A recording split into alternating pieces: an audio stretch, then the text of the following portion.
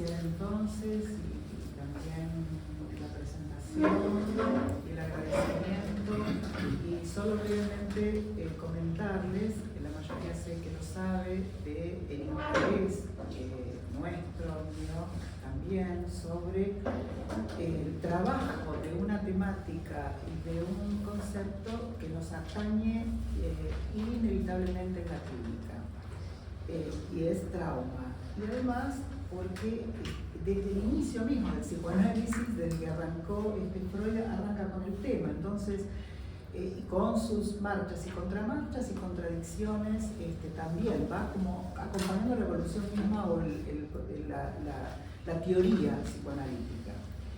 Y además, porque específicamente incluido dentro del trabajo clínico, les contaba a nuestros invitados, lo que antecedió a las preguntas que fueron decantando y que les hicimos llegar, y es porque, cierto, la teoría, los conceptos, por un lado no anticipan nunca el acto, la acción, sin embargo son imprescindibles como orientadores, forma parte de nuestro trabajo clínico. Entonces tenemos que enraizarlos allí. Y por otro lado, el nombre que decidimos a este panel, ¿no? Lecturas clínicas sobre el trauma, porque también nos compete en nuestro trabajo, el trabajo nuestro sobre la interrogación de los conceptos y la interrogación de los conceptos en la clínica, porque depende de esa concepción que va a incidir y va a determinar la posición en la que sostengamos esa escucha. Es decir, que ese trabajo de revisión nuestro también va a implicar una lectura, no solamente la lectura clínica, sino la lectura, el trabajo de cada practicante del psicoanálisis, porque va a incidir en cómo se posiciona allí. Así que mencionarles en principio esto y el agradecimiento que volvamos a contar primero además con dos psicoanalistas y su recorrido. Estábamos abajo en el bar, cada uno iba contando, incluso Gustavo que había venido, y yo digo, ya todavía no había nacido casi, ¿no? Hace muchos años el equipo tanto no. Que era muy chiquito. No venías al equipo de niños, ya venías a ella venía a supervisar, y bueno, era otro el escenario incluso, bueno, hablamos de cruce clínico-institución y cómo ir trabajando eso en la formación, en la transmisión clínica, y también contarles que a ellos que es una bienvenida, por supuesto, porque si bien durante la pandemia estuvimos, no nos ausentamos de la presencialidad, pero en el equipo de adultos este es el primer panel después de la pandemia que está en presencia aquí, y sabemos que lo virtual facilita mucho, pero sin embargo la presencia en el hospital es de, bueno, eso, con un agradecimiento que estén por aquí. Los conoce la mayoría, Mónica Burelis, Gustavo Stiglitz, ambos psicoanalistas, miembros de la escuela de la EOL, de la Escuela de Educación Lacaniana y de la AMP. La AMP es la Asociación Mundial de Psicoanálisis. Cuidado la cabeza. Sí, estaba calculando eso. Ninguna herida, ya que Bueno, doy la palabra a Gustavo, además psiquiatra, además psicoanalista, seguramente actividades de formación y supervisión sin duda, y Mónica, que ya ha venido en otra ocasión, también docente y de la UBA y en el área de adultos, ¿verdad? Bueno, ¿quién quiere iniciar? Le doy la palabra y la agradecimiento. Ustedes que tenían preguntas.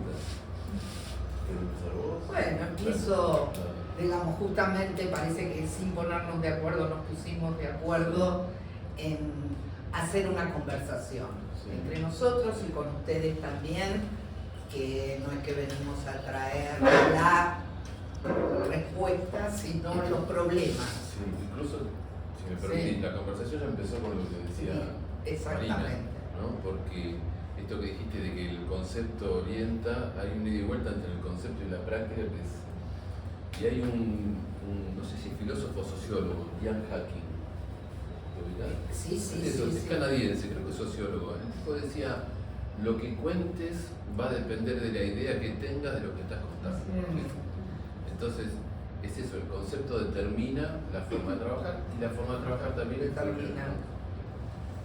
Y como decía al inicio, justamente desde el inicio de Freud, ¿no? Se encuentra con el trauma, los traumas, me parece que vamos a jugar un poco también con eso, el trauma, los traumas, hasta, digamos, el trauma en el sentido de la seducción realmente acontecida, y leía los casos hasta que se dio cuenta que había un exceso ahí, había algo, y tal vez a mí hay un texto justamente de Freud que se los recomiendo, mi tesis sobre el papel de la sexualidad en la etiología de las neurosis, que está en el tomo 7, mis tesis son las de Freud, no mías, que es, digamos, con ese estilo que tiene Freud, es el momento donde elabora la cuestión del pasaje. Uno en general repite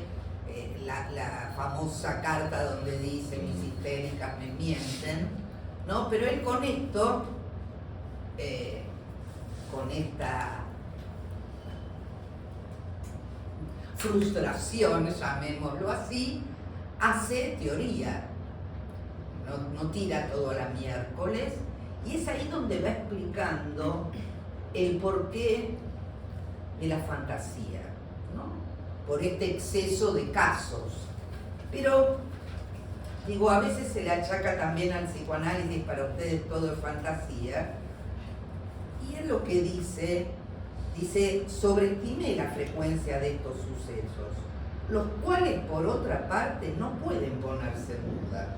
Él siempre dejó una parte de que los sucesos sucedieron, estará en nosotros cómo leer esto. Pero lo más importante que a mí me pareció un hallazgo en este texto es la cuestión de no importa la medida, ¿no? Porque no habría algo para medir cuánto fue el trauma y cuánto no. Puede ser algo nimio. El problema es la reacción frente a eso. ¿Cómo reaccionó frente a eso? Y me parece que ese es el punto también de lo que nosotros nos ocupamos, porque ahí donde cómo reaccionó y lo que hace un obstáculo a que se pueda hablar de una terapia para todos los traumatizados, porque conocemos, ¿no? Es decir, me parece que el punto de la reacción, en cómo reaccionó, cómo respondió, ahí es donde nosotros podemos ubicar al sujeto, en la respuesta. Él dice si respondió bajo la forma de la represión, pero lo vemos, digo, cuando hacemos si se cayó, no se cayó, si habló, si denunció, todos los distintos modos de ya un hacer con eso. ¿Te parece que nos vayamos interrumpiendo? Porque veo, sí. creo que vos trajiste algo muy ordenado. Sí, bueno, no, ordenadita. No, porque esto que vos decís, nosotros ubicamos al sujeto en el lugar de la respuesta, es fundamental, pero es muy difícil de imaginar. No es alguien que está así a ver cómo reacciona. Che, pongo el grito en el cielo, lloro o... No, es al revés. El sujeto es efecto de la respuesta. Exactamente. ¿Sí? Es lo que en psicoanálisis llamamos la insondable decisión del ser. No es que hay alguien que, como si fuera la heladería y piensa a ver qué pido, frutilla o chocolate. Alguien que está pensando, no es una conciencia. ¿Sí? El sujeto del que hablamos es efecto de eso que decimos decisión porque podría haber habido otras alternativas, pero hubo un modo de respuesta. Y el sujeto es efecto de esa respuesta, ¿no? Sí, no es algo pensado, podríamos decir. ¿No? Es a partir de cómo reaccionó que después ahí podemos suponer un sujeto. Exacto. ¿No? Y bueno, tal vez, pero me parecía esta cuestión, porque a veces si uno se queda un poco desde afuera, ¿no? Hace como la evaluación, fue un trauma terrible, fue esto, fue lo otro, fue mucho, fue poquito. Y el punto ese es cómo respondió y cómo se subjetiva eso. Ahora, ¿vos ¿le sabés parece? algo del texto? No, iba a plantear este punto de la reacción, ¿no? Y ¿En qué año es eso? de 1905, 1906.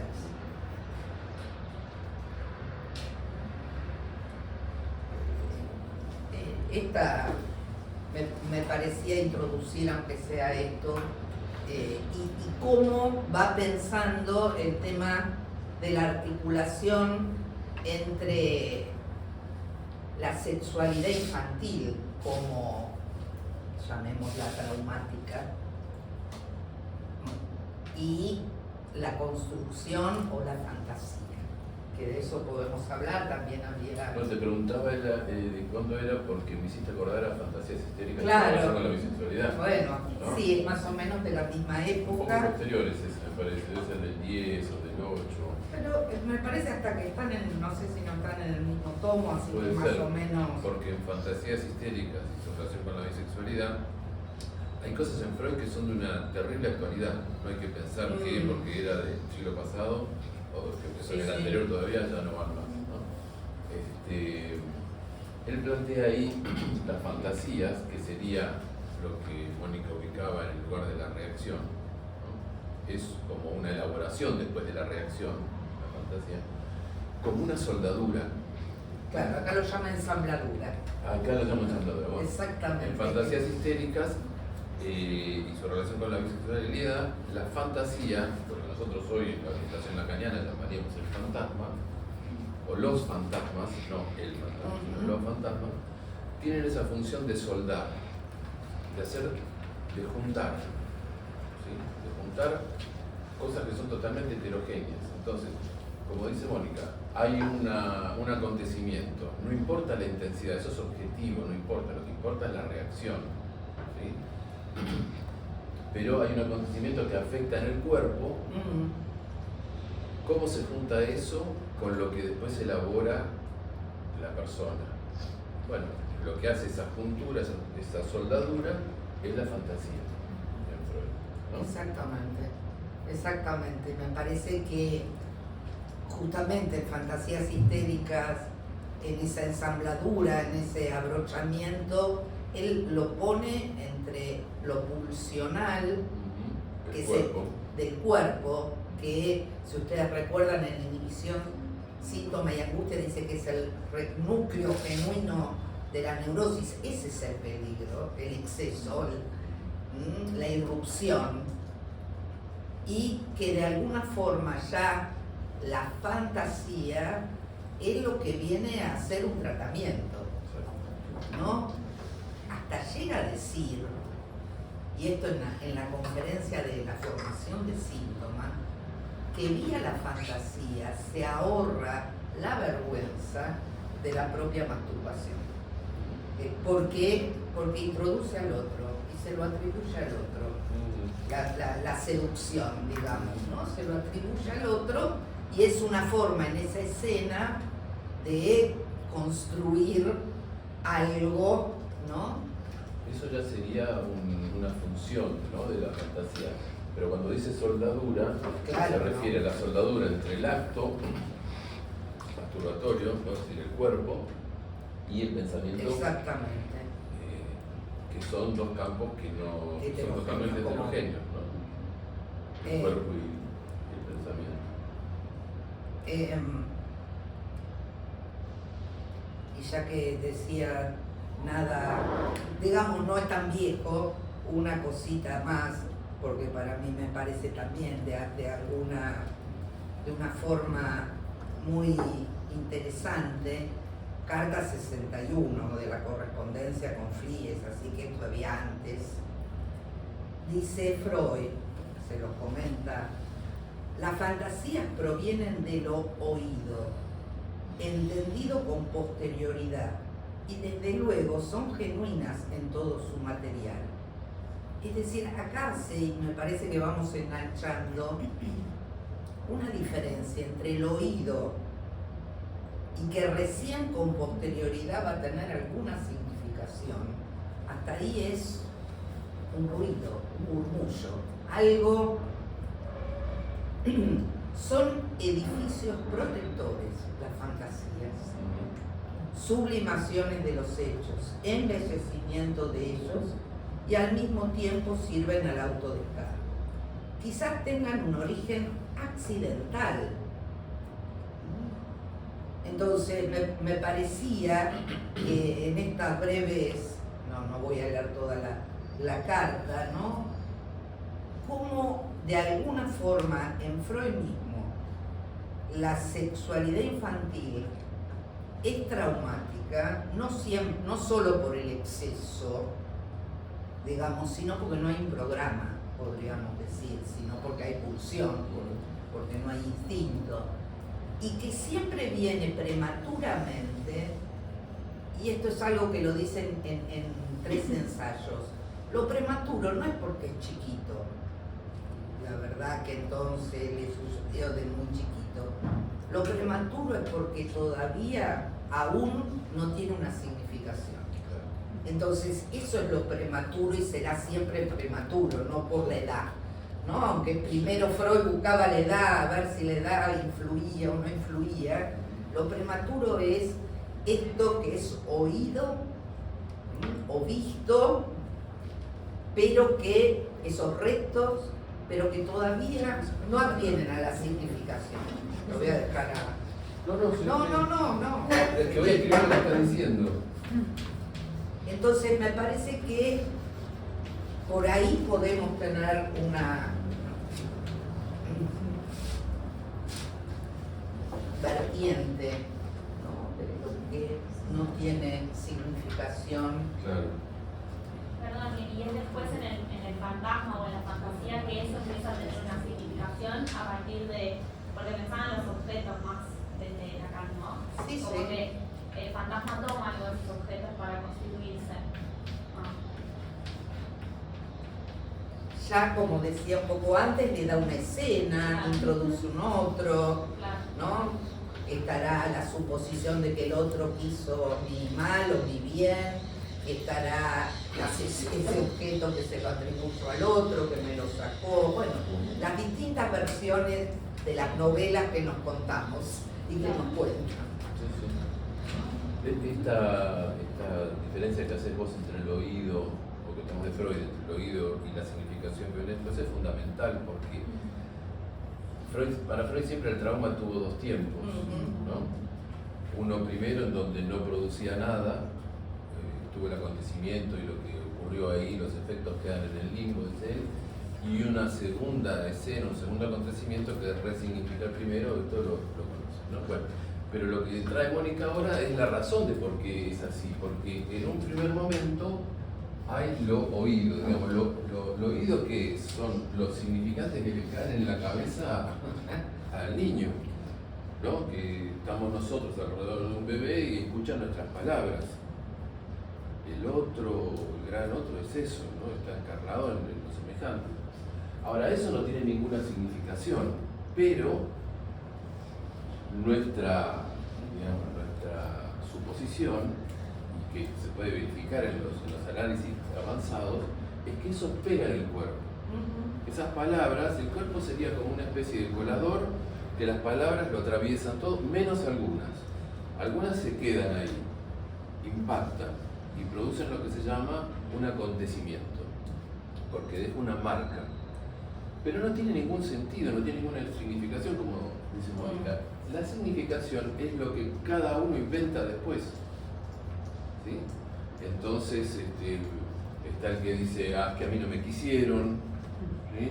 Es que no me quieren porque soy varón, o porque soy nena, o todo me va a ir bien, o todo me va a ir mal. No sé, cada uno inventa alguna versión que es lo que va a constituir su, en términos freudianos, fantasías, en términos de Lacan, sus fantasmas, Y en un análisis se trata de reducir esos fantasmas a lo que Lacan llamó el fantasma fundamental, que es esa frase fuera de sentido que incluye, como decís vos, la relación con algún objeto funcional, ¿sí?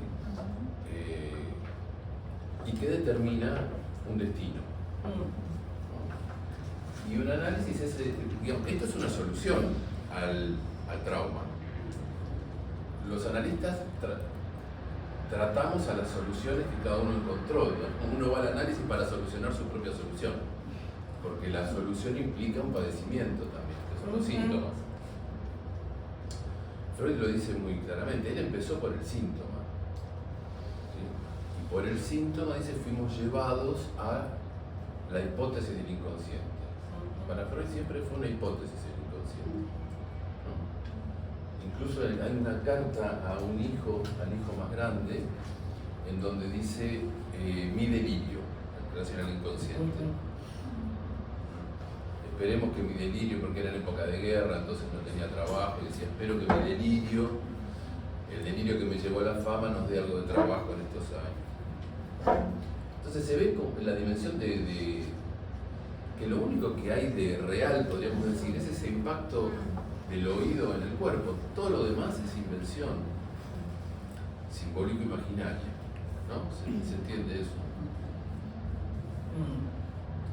Me parece que vos ahí justamente tomás de alguna forma la versión, ya que había una de las preguntas, un poco la versión del trauma estructural, llamémoslo así, el agujero es la significación, el impacto, que es ahí, si nos vamos un poco a Lacan, donde hace este juego neológico entre trauma y agujero, o traumatismo.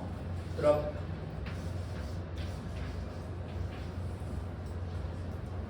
se escribe traumatismo? ¿Con A? Yo pienso que con A.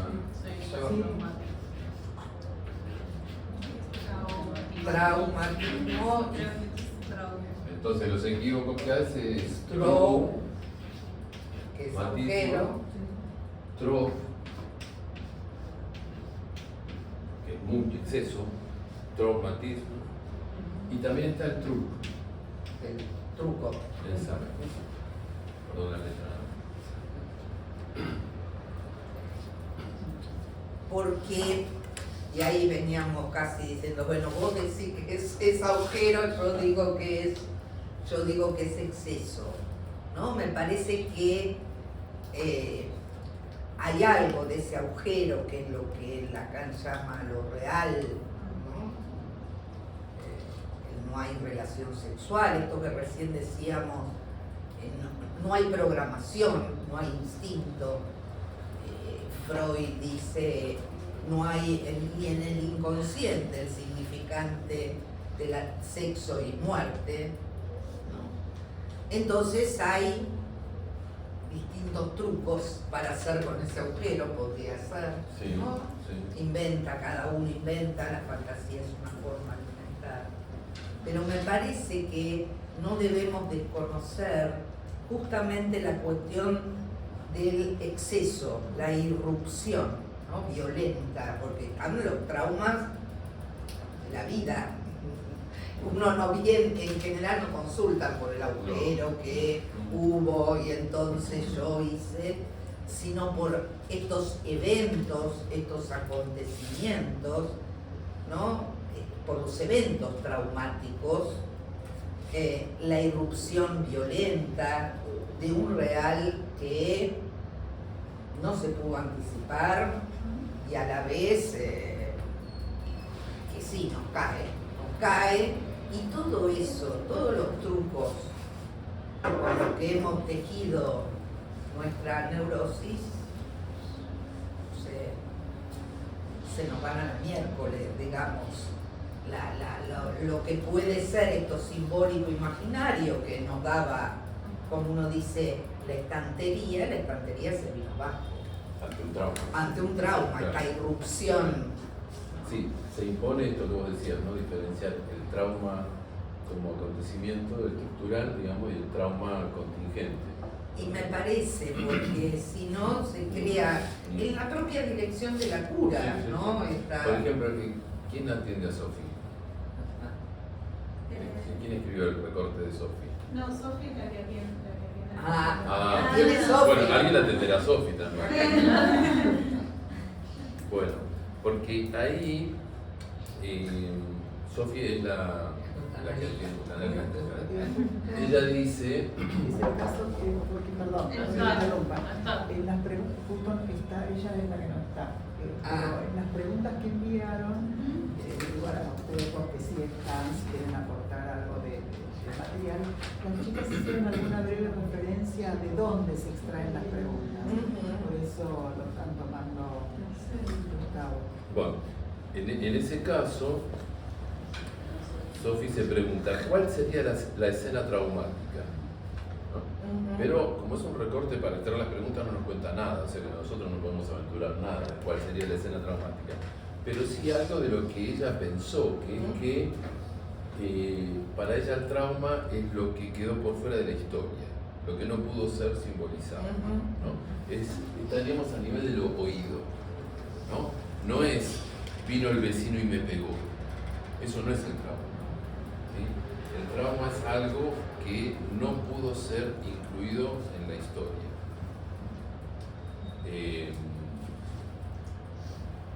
Eso es lo que plantea Sofi con esa pregunta, ¿no? Entonces, podemos decir que está esa dimensión del trauma en donde hay un agujero en lo simbólico, hay un trou. Lo decimos en francés porque son equívocos que Lacan hizo y él hablaba francés, ¿no? A veces se pueden trasladar al castellano y a veces no, entonces por eso los usamos en francés. Esto que retorna de lo que no pudo ser simbolizado viene desde un agujero, desde lo que no pudo tener representación, ¿sí? Pero también en ese momento en que irrumpe eso que no tiene representación, se produce un trop, un exceso.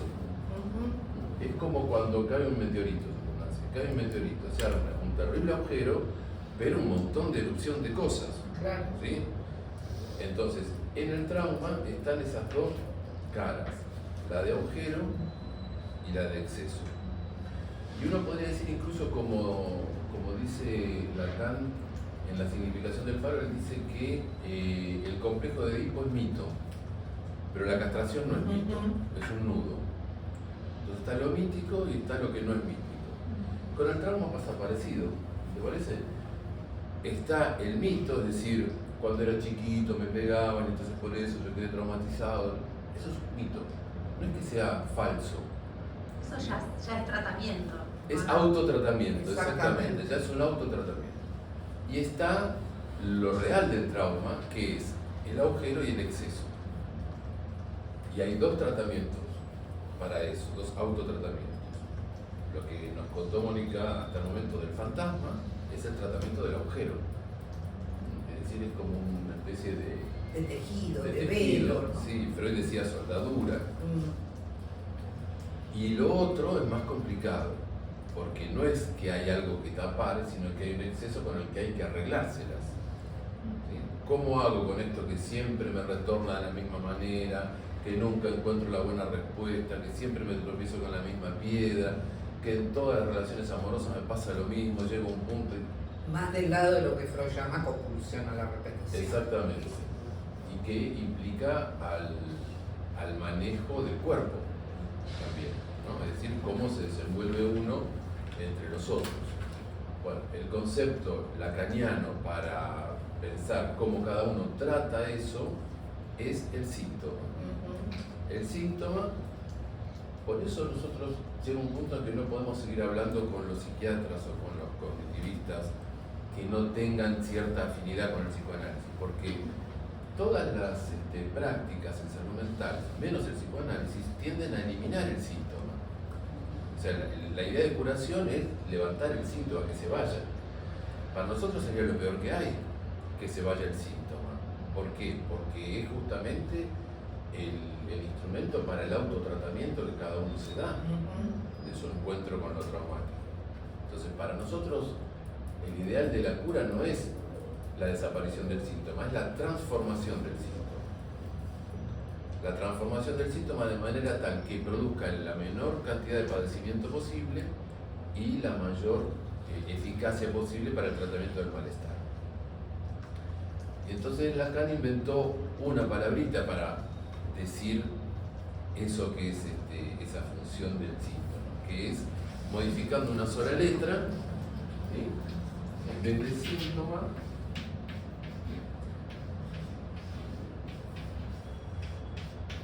a eso lo llama, con una H acá en el medio, que es una escritura antigua, que en francés lo llama symptôme. Nosotros decimos symptôme, porque la palabra viene en francés. Entonces el síntoma es el uso que cada uno le da a su síntoma para que lo haga sufrir lo menos posible y le sirva lo más posible. Y ese es el objetivo de un análisis. Piensen que en el seminario 24, los últimos seminarios, Sesgo práctico. exactamente, Lacan dice que es un análisis, es un sesgo práctico para vivir mejor. Mirá qué sencillez en medio de toda la maraña de los nudos, de la topología. Es un sesgo práctico para vivir mejor. Está bien, todo el tema de los nudos y la topología le fue necesaria para llegar a elaborar conceptos como este, por ejemplo. Bueno. Sí, pensaba cuando hablabas recién de esto, del síntoma, aunque sea tomado desde Freud, tengamos, y esta es un poco la paradoja, en general se piensa que el propio paciente, no es para que le digamos lea Freud, que el síntoma es el problema. Pero si uno toma, digamos, la definición de síntoma, el síntoma es solución, de compromiso. Entonces, lo que desconocemos cuando recibimos al paciente es a qué problema. Entonces también el cuidado de no levantar rápidamente los síntomas es un problema ético y de cuidado. Hace muchos años, no sé si te acordás, seguramente sí, Graciela Bronchi hizo un seminario que se llamaba La solución del síntoma. Sí, me acuerdo. ¿Sí? Era La chiquita, solución. como vos decís, claro. Venía a Sala Celeste, venía al seminario. La solución del síntoma, veo que siempre que se dice del, de, es un problema, Sí. de qué estamos hablando, ¿no? ¿De quién? Entonces, cuando escribimos o decimos la solución del síntoma, es cómo solucionamos al síntoma, pero también es lo que el síntoma vino a solucionar. Claro. Por eso es que nosotros no queremos que desaparezca el síntoma, queremos transformar. Eso es lo que quería mencionar, esto que me lleva a lo que están diciendo, y es la inclusión del otro. Inclusión del otro. En estos términos, digamos, es una buena notificación y tarea para nosotros recurrir a esta lectura, justamente porque se advierte claramente que, claro, no tiene que ver, incluso en la presentación clínica, cuando alguien viene y describe un hecho y quien le otorga el calificativo de qué grave, qué terrible, o que no terrible, o lo pasa de largo, cuando vos decías puede ser algo más nimio. Entonces no es el calificativo o la significación voluntaria que le coloca el otro. El otro digo, Sí. Pero sin embargo, digo que todo esto es a mí me parece maravilloso para adentrarnos ahí, ¿no? Porque son respuesta y la respuesta, y lo que insiste y lo que está ahí. Pero sin embargo, la respuesta del otro, cuando en la parte que nos toca, cuando acuden, sí es importante, digamos, de situar. Entonces no es ni yoica, ni califica, ni tiene que ver con si es más niño, uno dice, mira, va a estar así por esta pelota. Claro. O esto es re grave, como hablamos muchas veces con pacientes que nos traen la clínica, es grave, y la gravedad se la da uno y el paciente dice, no, está con su sufrimiento o su cosa por otro lado. Pero la intervención, a mí, lo que pone en juego, digo, para incluir también ese aspecto, en el ejercicio nuestro, ¿no? Ante lo que de ese monto de sufrimiento, de esto es decir, del exceso, de lo que insiste ahí, que no es ni por la calificación, ni por la vertiente yoica, ni lo que yo le adjudique, pero también es con lo que de ahí se escucha y las intervenciones que sí. pueden como supuesto. incluir algo de ese sufrimiento o desestimar. Sí, Bueno, sí, porque claro. ese es parte del Digo, para sufrimiento, incluir ¿no? la Cuando noción de otro. y me imagino también en relación, bueno, no solo en los casos de niños, donde muchas veces quien atribuye la gravedad o no son los padres. Entonces tampoco uno desestima eso. Bueno, habrá que trabajar con los padres, pero también le cuenta, digamos, quién es ese otro para ese sujeto que viene y consulta, porque si yo le cuento que eso para mí fue grave, aunque sea niño, y es indiferente a eso, tiene sus consecuencias Sí, también. Claro. Si uno, digamos, también responde con el silencio y no dice Claro, nada, ¿no? ¿no? Entonces son determinadas cuestiones que obviamente incluyen un tema mucho mayor, que es el tema de la transferencia y quién es uno ahí, ¿no? Cuando escucha, cuando no escucha, cuando interviene, cuando no Sí, interviene. lo que está en la actualidad, lo incluyo digo, para Sí. pensar cómo lo pensamos ahí en relación a lo que produce en cada sujeto. No podemos nosotros otorgarle ahí el sentido de lo que puede ser traumático para mí, para fulano, para nada. Pero también lo introduce, lo menciono porque también esto lo trae la lectura, vamos a apelar a eso, la lectura, la significación que otros actores de los discursos de la época otorgan. Entonces, Claro. ¿qué significado tiene para alguien? Y eso también puede apilar en la intervención. Si esto está en todos los medios, si es de esa manera general, no para desestimar, digo para incluir, me parece a mí en la problemática a veces grande, ¿no? De la presentación inicial de los casos, el significado que es otorgado para quien ha intervenido, pero en la actualidad de los medios, ¿no? La cuestión jurídica, la cuestión interviene en la síntoma siempre instancia. social. El síntoma no es autista, tiene una cara autista, que es el goce del síntoma, Claro. pero tiene una pata social. Tanto el inconsciente y el cuerpo, y la cana al final juntan, inconsciente y cuerpo no están separados. Aunque les recomiendo la lectura de una clase del seminario 6, que creo que lo comentamos en el seminario, en donde Lacan hace una articulación entre el inconsciente y el cuerpo que es impresionante. Es la clase El deseo de la madre, que está en el apartado sobre Hamlet, ¿no? Pero bueno, hacia el final es mucho más claro, él dice par lettre en vez de decir inconsciente, que es un inconsciente encarnado en el cuerpo. Bueno, eso, decimos, es político, es decir, no es uno por uno, depende de lo que haya, como vos decís, en los medios, de lo que haya, lo que Sí, circula los en la época. significantes que circulan en la época. Exacto, los significantes amos de la época, ¿no? Los que determinan un poco qué es lo normal. ¿No? Ahora, cuando vos decías lo de la respuesta, te referías a la respuesta del analista. Yo pensé que te referías al otro, al lugar del otro, en el momento del trauma.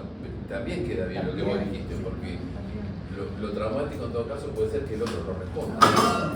Eso la indiferencia, comparezca. que no que le diga callate, no cuentes nada, que sostengamos el silencio. El otro, en cada asamblea o lo que se produjo ahí y qué respuesta, y a su vez también planteo las intervenciones en relación a lo que muchas veces la concepción de cada quien respecto de lo traumático, la época y sus concepciones en relación a lo traumático, dirigen las intervenciones, Sí. aún sin que nosotros nos dispongamos Sí, a sí. pensarlo. Claro. Entonces No, vamos pero- a llevar a alguien a, no sé, violencia familiar, a no sé, hacer una qué sé yo, determinada cosa judicial, Antes de escucharlo. sin escuchar cómo Claro. viene para Sí, cada sí. quien, ni sin enlentecer también. Digo, Es complicada la problemática, pero me parece que nos atañe en relación a eso. Yo creo que la clave la dio Mónica cuando diferenció entre el oído y la significación posterior, ¿no? Porque si nosotros tenemos en claro eso, si viene alguien a consultarnos por un hecho de violencia familiar, nosotros vamos a escuchar eso con toda la atención del mundo, vamos a darle todo el lugar del mundo, pero también vamos a saber que eso es traumático porque hizo resonar otra cosa, que es lo que no tiene ningún sentido y que le impactó en su primer encuentro con el lenguaje, ¿no? Entonces, antes de llevarlo a violencia familiar a los especialistas, vamos a tratar de que diga un poco más sobre lo que le pasó y a partir de ahí que encuentra que se repite, por ejemplo, o qué soluciones encontró, o con qué obstáculos se enfrenta.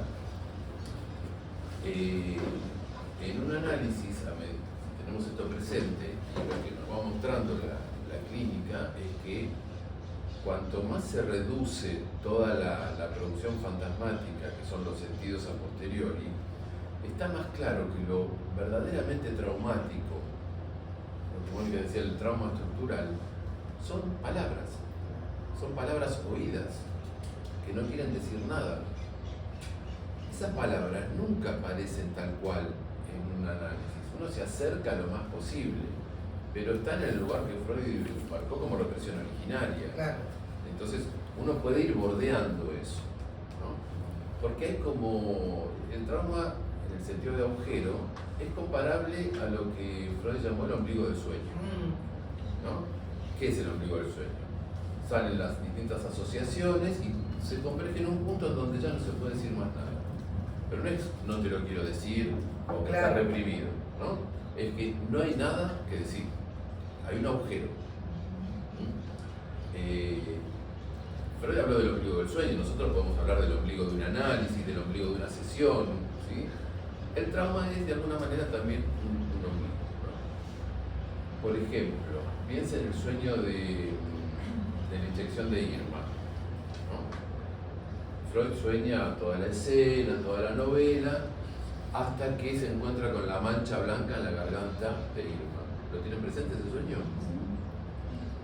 Y uno dice, bueno, ahí uno se tendría que despertar, porque se encuentra con algo que está por fuera del sentido, de la significación, es una mancha en el cuadro, digamos. Y Freud no se despierta. Y había uno de la Internacional, que no me voy a acordar ahora el nombre, que decía, ¿por qué no se despierta Freud? Porque tiene agallas. ¿No? Es decir, no retrocede ante ese encuentro con lo real, sigue soñando. Y cuando sí se despierta, cuando nada más, cuando llega a un ombligo, es decir, a un agujero que está representado por la palabra, por el significante trimetilamina, ¿se acuerdan? Sí, la fórmula. Él ve esa escritura. Entonces, eso es lo importante, no la palabra oída trimetilamina, es la escritura lo importante, porque una palabra escrita o una fórmula escrita no es lo mismo que una palabra dicha. Es más importante por escritura que por palabra, ahí la trimetilamina. Marca ese borde con lo que ya no se puede representar. Es decir, llega al punto de ese traumático. Del agujero, el borde. Exactamente. ¿No? Entonces, yo creo que, por ejemplo, la pregunta en relación al caso de Sophie apunta ahí. Bueno, tenemos también ahí apuntaba, perdón. No, porque es la pregunta también por lo no ligado. Eso, no encontraba la palabra. Lo no ligado, ¿no? Esto con, digo, me imagino también tomando la referencia justamente de Freud, desde el inicio, ¿no? Desde el inicio hace una nosografía entre la neurosis de angustia, o las neurosis actuales, mejor dicho, y las otras.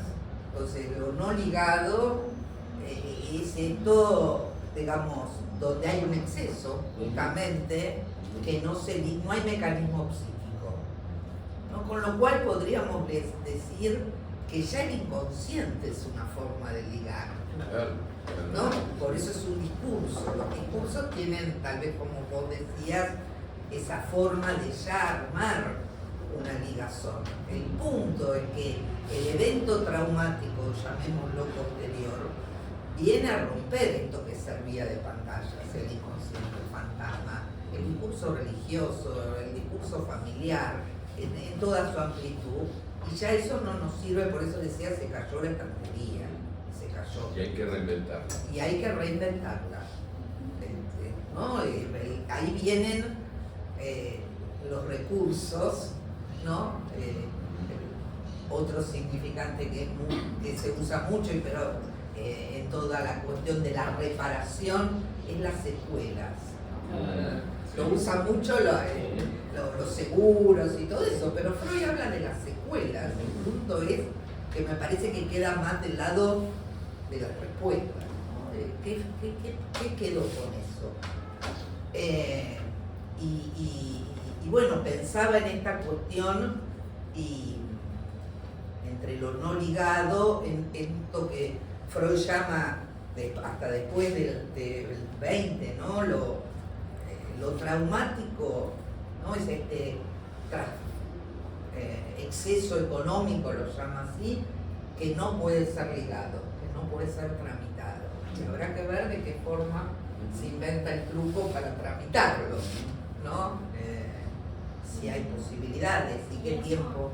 Eso ustedes planteaban con lo oído, o sea, hay otros objetos, por ejemplo, no sé, las percepciones recibidas a través de los sentidos del tacto o de la visión, eso también tiene como esa cuota de traumático, porque el oído lo relacionaba mucho con la palabra y como me cuesta pensar la palabra en relación a estos otros ingresos, digamos.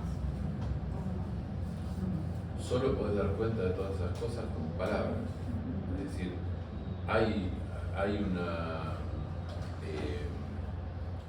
en el trauma siempre hay algo que es del tipo de la extracción, ¿no? Entonces, hay palabras que pueden producir una extracción. La extracción es tanto agujero como el borde, ¿no? Como lo de alrededor. Hay sensaciones táctiles que también las pueden producir, por supuesto. Hay estímulos visuales que lo pueden producir. Hay estímulos. En todas las zonas erógenas puede acoplarse algún exceso, ¿sí? El objeto pulsional es el modo en que cada uno trata de regular eso, ¿sí?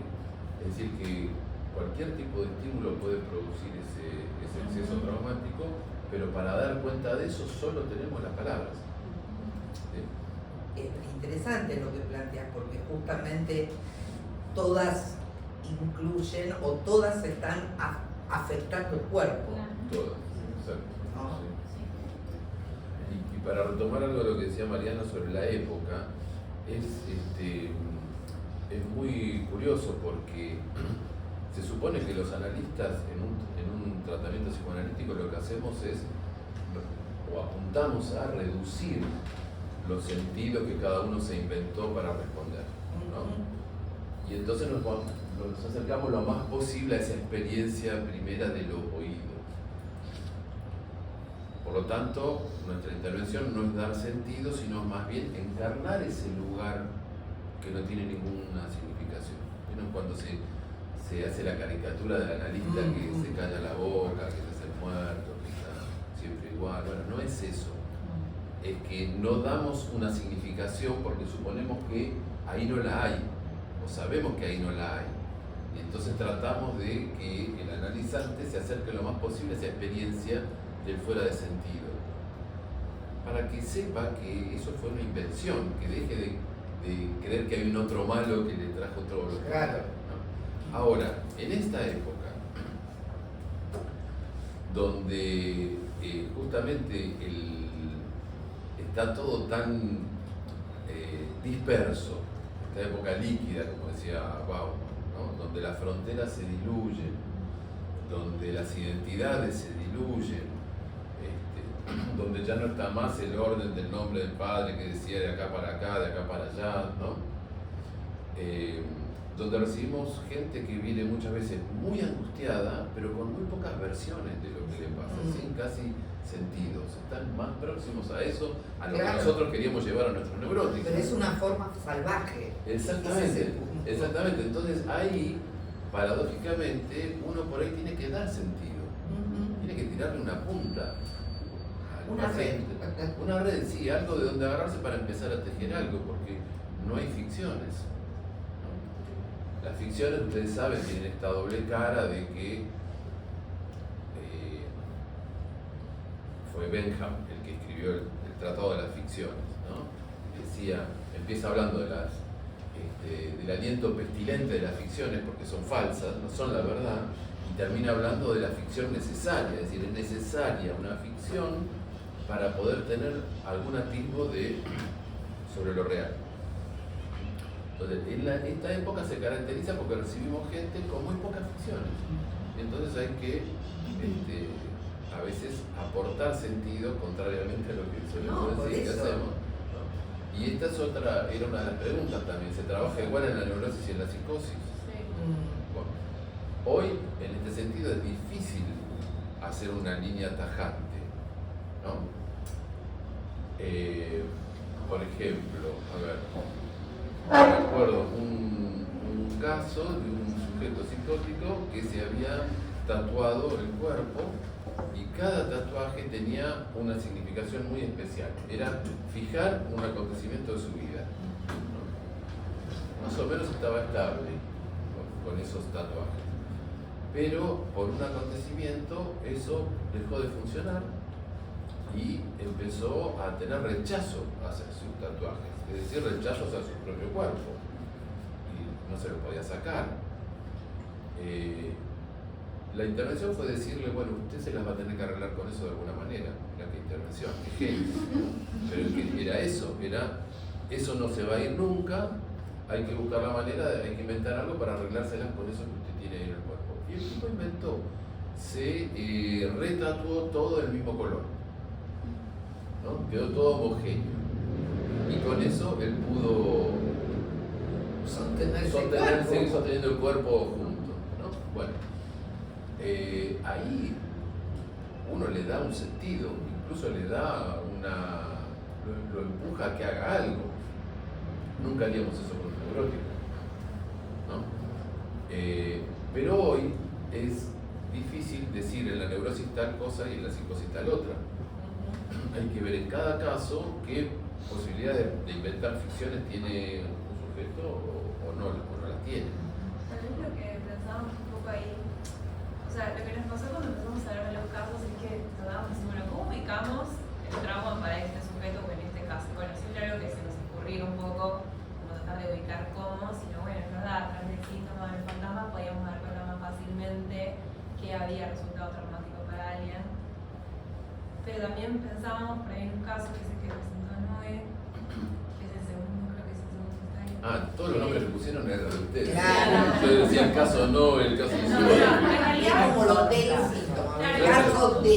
Claro. Caso de. Tres compañeras escribieron los casos y otras tres pensamos las preguntas en relación a esos casos, entonces le pusimos una división como del trabajo. No sé, algo así. Igual somos casos. Cada uno. Pero bueno, pensamos por ahí cómo ubicar también eso traumático, o sea, veíamos que no era lo mismo si se trataba una estructura neurótica que psicótica, cómo pensar, cómo ubicar algo de eso, y también en algo que pasó en relación a los sueños traumáticos, que no sé si ahí no comentaron nada, Ahora, ahí como pensando desde dónde, por ahí cómo tratar eso, ¿no? Si solo damos cuenta por los efectos, bueno, ¿qué hacemos? Porque evidentemente, bueno, no sé. Muy bien. Sí. Pero una cosa que me hace decir lo que vos dijiste es que el que tiene que situar que es traumático es el paciente. No somos nosotros los que decimos que eso es traumático. Podemos decirlo a posteriori después que él haya podido o ella ubicado algo, ¿no?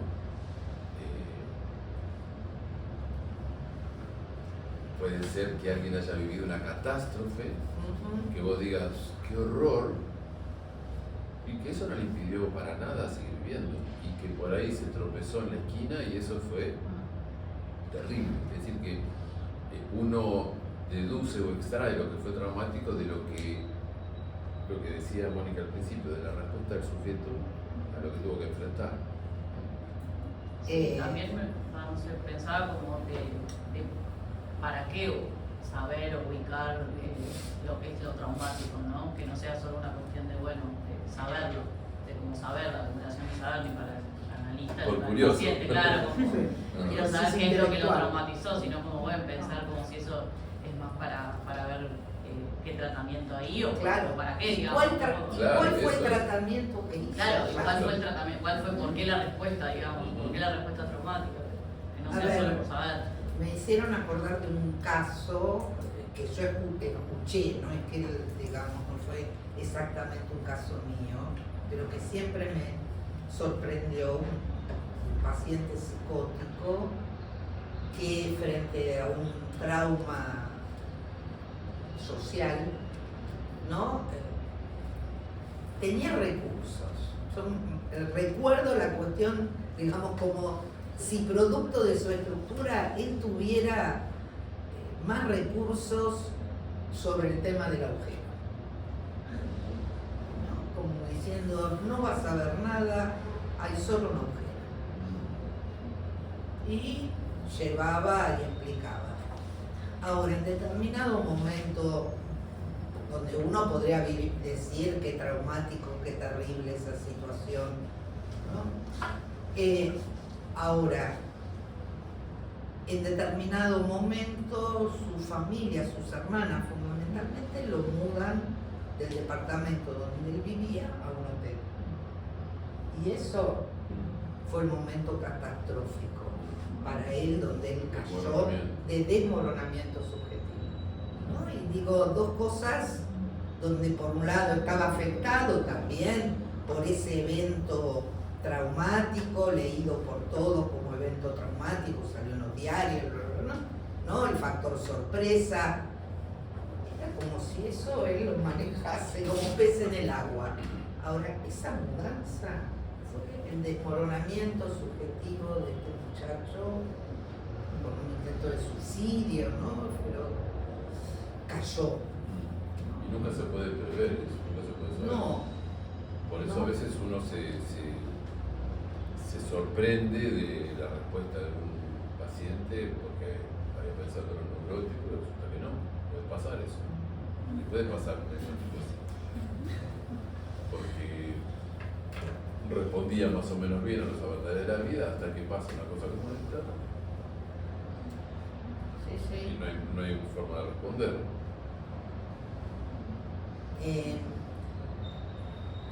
pensaba también, bueno, el tema de los sueños traumáticos es todo un tema, ¿no? ¿Cuál es el valor? Porque el tema sería cuál es el valor que tiene y cómo lo interpreta o lo lee cada quien, ¿no? Si la compulsión a repetición del sueño, si tiene un valor digamos, en cada una de esas vueltas, contingentemente puede haber algo que lo ligue, ¿no? Sería eso, no sabemos tampoco qué lo puede ligar. Claro, es importante eso porque hay que pensar la repetición, paradójicamente, como una oportunidad para el encuentro con algo nuevo, ¿no? En la repetición está la posibilidad de lo nuevo. Claro. Ahora, mientras tanto despierta, ¿no? Y me parece que más allá del principio del placer, esos sueños son los que lo interrogan a Freud para decir, cayó el principio del placer de alguna forma, porque ¿por qué volver a ese lugar? Y hay un libro de esta mujer, Boretsky, ¿no? Que es una argentina que vive en Francia, Sueños y Despertares, que una de las, digamos, no sé, creo que es una tesis, con lo cual hay muchas cosas, digamos, ¿Podrás repetir eso? Sueños y Despertares, una elucidación psicoanalítica. Carolina Koretsky es la autora. Pero lo que me llamó más la atención, ella trae como parte del trabajo sobre casos, más que casos, sobre los sueños de escritores que estuvieron en los campos de concentración, ¿no? Y sueños posteriores de las mismas personas posteriormente, ¿no? a la liberación del campo de concentración. Y llamativamente varios, Primo Levi y otros, aparece que dentro del campo de concentración era tal la situación que los sueños eran sueños amenos, era lo que permitía dormir. En cambio, empiezan a tener estos sueños traumáticos de despertar cuando salen. Es que cada uno tiene su propio campo de concentración. Claro, bueno, ¿Es eso? pero es muy interesante donde lo que era tan terrible la situación afuera, Claro. que para poder dormir, ¿no? Eso, soñaban, no es que se lo proponían, pero soñaban o con lugares lindos o de lindos O colores. sea, esa verificaría la parte del sueño freudiano del Claro, sueño, guardián guardián del del dormir, que necesitaban dormir para poder soportar, Ujú. digamos, lo cotidiano. Mientras que una vez que salen, ¿no?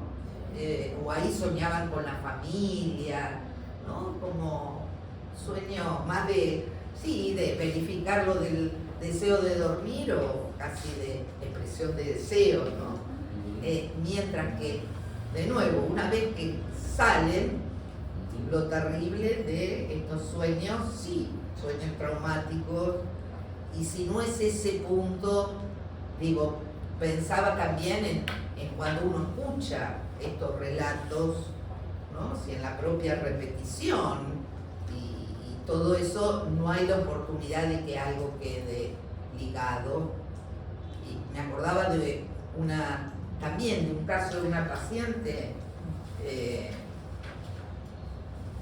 que a mí me llega en el momento del fallecimiento de una hija chica, 10 años, 11 años, que la había atropellado un tren. La verdad que era difícil poder escucharla, lo que devastada totalmente, y toda la cuestión de la culpa, ¿no? Hasta que ella empieza a salir un poquito, tenía otros hijos, y en determinado empieza a salir con las amigas, ella trabajaba, había tomado licencia, empieza a salir con las amigas y viene totalmente sorprendida que tuvo un fallido. Al mozo, en lugar de decirle, dame un cafecito, tráeme un cafecito, le dice, dame un besito. ¿No? Y ella estaba totalmente sorprendida, y para mí me quedé pensando, estamos en otro momento. Más sorprendido, ¿no? que lo hermoso. Hermoso, ¿no? La función del BITS ahí, o fallido, ¿no? En ese, era otra situación de esta mujer. Sí, algunos de ustedes escriben también sobre transformar lo trágico en tragicómico, ¿no? Es esto de Mónica, ¿no? De cómo la función del BITS hace pasar lo que no tiene Lo que forma de ser significa. representado, ¿sí? Lacan dice en un momento en un escrito que se llama Kant con Sade que el humor es una especie de contrabandista de las exigencias del superyo, ¿no? Como hace más vivible todo eso. Y bueno, ahora se tendrá que escucharlos a ellos. Sí. Pero una cosita más nada más, es que fíjense que, volviendo a lo que trajo Mónica del oído y lo que viene después, es como que el lenguaje es una máquina que arrasa los cuerpos, ¿sí? Es una máquina que va atravesando los cuerpos, entra en los cuerpos. Cada uno le responde como puede, ¿no? Pero alguien decía, no me acuerdo dónde, que es como, el significante es como la pulga, ¿no? Que pica el cuerpo. Lo que viene después es la pregunta ¿qué bicho te picó? Claro. El significante muerde. Y después vienen las versiones que cada uno se hace de qué fue esa mordida, ¿no? Entonces, cuando nosotros pensamos en el tratamiento del trauma, no tenemos que olvidar nunca que lo verdaderamente traumático no es una historia. La historia es la respuesta a lo que fue traumático, que fue la mordedura del significado. Sí, sí. Y pensaba una cosa más y lo dejamos al que no le escucharon, porque también aparecía el tema de la angustia. El pasaje al acto y ¿No? Y los los cortes. Entonces, por lo menos tomar algo de lo que decía Freud en Más Allá, ¿no? Donde por un lado dice que lo fundamental del trauma es el factor sorpresa. Y hace una diferencia entre la angustia, el miedo y el terror. El trauma lo liga al terror, de no estar preparado, ¿no? Ese punto de no estar preparados. Mientras que la angustia, no del lado tanto de la angustia automática, sino de la expectativa angustiosa, ya le da una cierta preparación. Entonces me parece, tal vez, después nos sirve para pensar en algún paciente en particular, ¿no? Este efecto de terror, ¿no? De no estar preparado, bueno, la diferencia entre miedo y angustia la tenemos un poco más trabajada. El miedo ya es a un objeto o a un significante, ubica, ¿no? Pero tal vez entre tomar la angustia, de nuevo, que ya es una preparación, hace que también no nos sumemos tanto a que hay que borrar la angustia, hay que hacerla desaparecer. ¿No? Una pregunta que se deben hacer todos es, cuando viene alguien con una situación traumática, ¿lo hacemos hablar de eso o no? Claro, eso es. Hábleme de eso, cuénteme más o no. ¿Cómo fue? Claro. Hasta dónde también se preguntamos. Exactamente. Claro. Porque hay la idea común de que hablar hace bien. Sí, igual, claro. ¿Sabes? Y no siempre. Depende si habla de eso. ¿Por qué uno hace hablar? Por eso nosotros siempre decimos, hable de lo que le viene a la cabeza, no de lo que quiera. Porque a veces viene a la cabeza cosas que uno no quiere decir.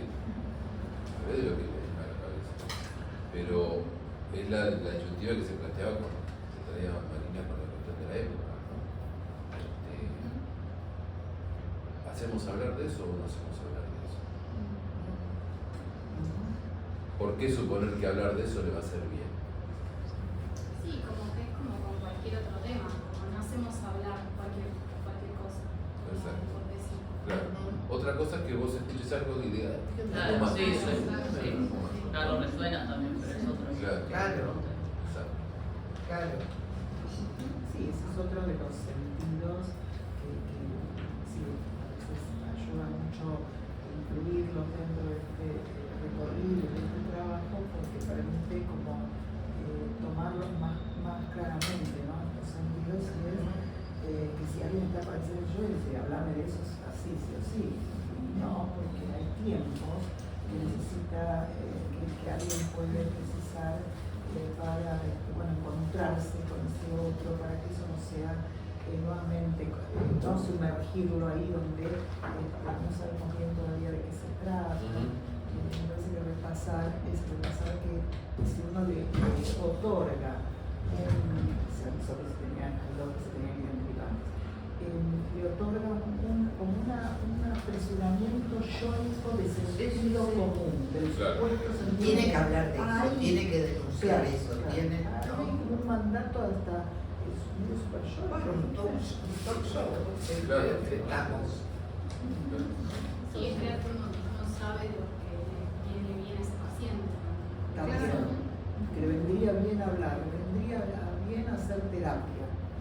Le vendría bien, no sé yo, depende. Vaya y que salga en terapia.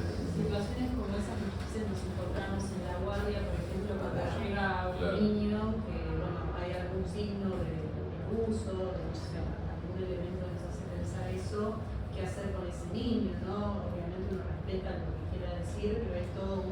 un correlato legal Claro, que el tiene protocolo. obviamente otros tiempos, tiene por supuesto como otra prisa que, bueno, de nuestra parte tenemos que oscilar un poco entre, bueno, cuidar, proteger a ese niño y por otro lado no apresurar un trabajo psíquico que está en Claro, no hay que apresurarlo de ninguna manera Por porque eso. está construyendo su respuesta. Claro. Ya va a tener tiempo de deconstruirla Claro. en otro momento, pero en ese momento no, claro, sí. Muy difícil también, Sí. ¿no? O a qué interlocutores hacerlos intervenir también, ¿no? Porque hay varios que quieren hacer hablar a ese niño también, a los padres, es bastante complejo. Sí, sí. Y ahí interviene esto, lo judicial y... Pensaba también, nosotros somos entrantes ahora, así que rendimos el examen de RECE hace poquito y hay algunos textos sobre trauma y se me cruzaron dos. Uno, esto del factor, creo que es más allá, que Freud habla de esto, que dice que, bueno, que la angustia es como esta última trinchera y casi que lo diferencia, ¿no? Como, bueno, si puede haber como una suerte de angustia señal, ya estamos como más de otro lado, no tanto del lado traumático. Y también pensaba en el texto, en el libro de Sotelo, de Datus, que ella trae como también este factor tiempo, ¿no? Como si hubiera un fuera de tiempo ahí donde algo sucede y no hay tiempo ni de angustiarse ni de agregar ningún tipo de significación ni nada y después, bueno, los demás tiempos que Eso se van viene después. dando. Claro. Pues parece fuera de tiempo, ¿no? O lo único que da el tiempo es esa repetición. Y mismo también como intervención, pensarlo como abrir ese tiempo o ese lugar para que aparezca alguna palabra que... Bueno, y ya está la dimensión que traía Mónica de la transferencia, ¿no?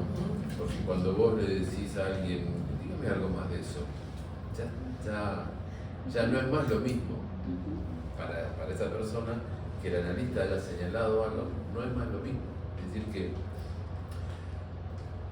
lo que nosotros hacemos es extraer algo del discurso de los pacientes, el analista extrae algo, con el solo hecho de señalarlo o de repetirlo o de sí, o poner una cara, ¿viste? Cuando dice, eso ya es extraer algo del texto del paciente y eso es lo que va a constituir la vertiente simbólica de la transferencia. Sí, a mí me resultó de interés lo que está trayendo, que recién lo conozco, ¿no? Bienvenidas. Y lo que Se incorporaron ahora. Hoy. Claro, hoy. Bueno, Bienvenido. Claro, porque es ahora empieza más tarde. Y lo que traía Verónica, justamente que va ahí en relación a veces en la práctica, en escenarios de urgencia, en las guardias, o determinadas situaciones clínicas que no urgen, pero no solo son la guardia, se ponen más en juego ahí. Y efectivamente a mí me parece que hay algo que también está atravesado por cuestiones jurídicas, donde yo creo que como intervención hay algunas cosas que uno, me parece a mí, debe éticamente oponerse. Es decir, al maltrato infantil, no puede decir, donde el otro irrumpe sobre el cuerpo del niño, no debe éticamente oponerse. Ahora, un orientador para que no solo sea lo que devenga, que eso se entremezcle con un montón de otras cosas, y devenga bien, yo me parece que te va a hacer bien hablar, a mí me parece que... Es decir, que devenga en ese sentido es el efecto que eso tiene. Nosotros me parece que tenemos que estar sujetados, aunque a veces haya intervención ahí que uno sabe bien el cálculo y debe ponerse, pero sujetados a lo que produce. Porque si no, solo quedamos con la intervención y una lógica bárbara y por ahí, nada, una cagada, ¿viste? Y hay que inmediatamente seguir, me parece, el efecto que tiene en lo que produce ahí, lo que surge, lo que vino bien o lo que no vino bien. A veces uno se queda contento con algo que la verdad que no vino bien. Y hay que revisar. Me parece que va ahí, ¿no? La intervención, que a veces atravesado por otros discursos, y la atención en lo que produce, en la respuesta, en lo que ellos puntuaban, es lo que es para ese sujeto, lo que incluso la intervención muestra, ¿no? Sí, porque también está digamos, los efectos del discurso psicoanalítico en el discurso jurídico. Claro. Digo, que a veces se arma cada cosa, ¿no? Yo recuerdo una derivación hecha por un psicólogo del juzgado, donde dentro de las tareas que tenía que cumplir la terapia, era, en el caso de esta mujer joven,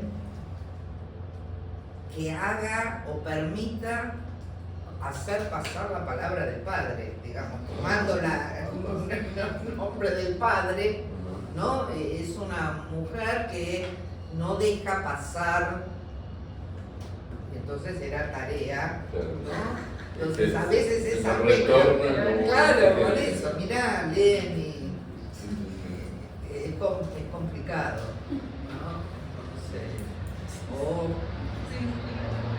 Es determinadas cuestiones. Me acuerdo que fue un caso para mí muy complicado con esta mezcla de cuestiones. Entonces, en determinado momento, yendo a ver a la jueza en la provincia de Buenos Aires, entonces pregunta, ya se fue a vivir, la pareja se había separado y la joven vivía en la casa de sus padres. ¿Ya se fue a vivir sola? No, todavía no. Ah, entonces no cumplió la terapia. Le digo, bueno, pero si fuera tan fácil determinadas cuestiones, además de lo económico, no tendríamos trabajo ni usted ni yo. O la mataba ahí y quedaba más. Claro, era un índice de que entonces la terapia marchaba y se iba a vivir sola, era esta cosa de la independencia, el ideal de autonomía, ¿no? Y eso verificaba que había solucionado la relación con el padre, con su propio padre. Claro. Entonces a veces se hace... Fíjate a qué distancia estamos años luz de los discursos con los que tenemos que convivir. Claro. ¿No? Y no porque sean tontos No. sino porque están instalados en otro discurso, donde el ideal funciona y entonces debería ser así, debería ser así. Sí. Y ustedes están en la trinchera donde chorran Pues todas sí, esas cosas. claro. Sí. Bueno, por eso nos hacen hablar del trauma, hablando de la trinchera también, ¿no? Con qué elementos poder defenderse en el buen sentido también. Sí, operar, trabajar. Recursos, con qué operar. ¿Qué operar? Sí, creo que es es una tarea en nuestros lugares donde somos convocados clínicamente, en donde sea. Sí, es que en la institución está aún más atravesado y se le agrega, pero en realidad es en donde sea, se nos plantean estas cosas, pero en la institución sí está atravesado por normativas, pautas, discursos, cuestiones judiciales, legales, que tenemos que, bueno,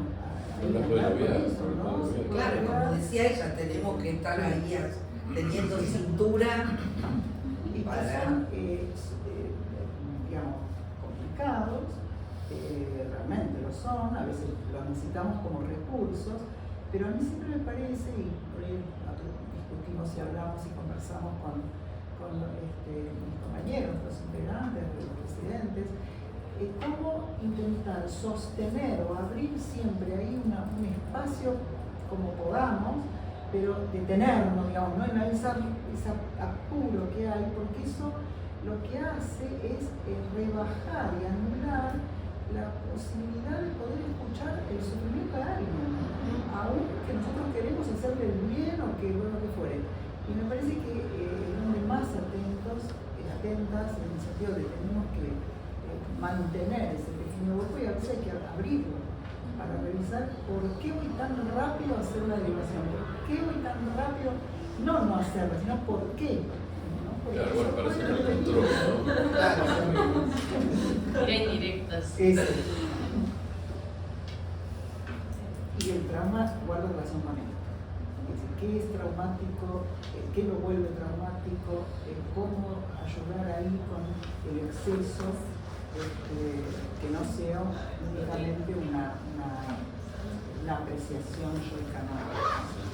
Sí, yo pensaba en cuidarnos de la fascinación ante el horror, ¿no? Porque también lo que Sí, ocurre es que a veces el relato de situaciones tan terribles, tan desoladoras, ¿no? ¿Qué hacer con eso? ¿No?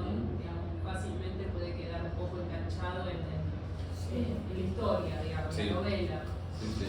Que hay que escucharla y qué tratamiento uno le hace a eso para poder seguir escuchando, ¿no? Sin quedar hipnotizado, fascinado. ¿Cierto? O asustado. Confiado. Digamos.